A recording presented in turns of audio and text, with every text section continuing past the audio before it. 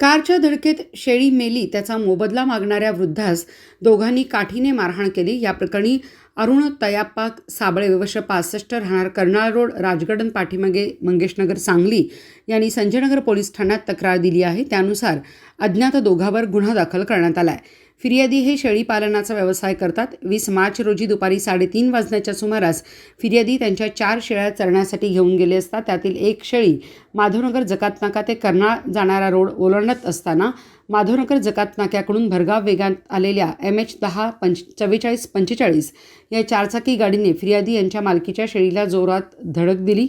या धडकेत एक शेळी मयत झाल्याने फिर्यादी यांचे नुकसान झाले। झालेली नुकसान भरपाई द्या असे या फिर्यादी दोघा कारचालकांना म्हणत असताना दोघांनी मिळून फिर्यादी यांना शिवीगाळ केली आणि फिर्यादी यांच्या हातातील लाकडी फळकाची काठी हिसकावून घेऊन त्या काठीने फिर्यादी यांच्या डाव्या पायाच्या मांडीवर, घोट्यावर, डोक्यावर मारहाण करून जखमी करून निघून गेले। या प्रकरणी फिर्यादीने संजयनगर पोलीस ठाण्यात तक्रार दिली असून मारहाण करणाऱ्या दोघा कारचालकाविरोधात पोलिसांनी गुन्हा दाखल केला आहे।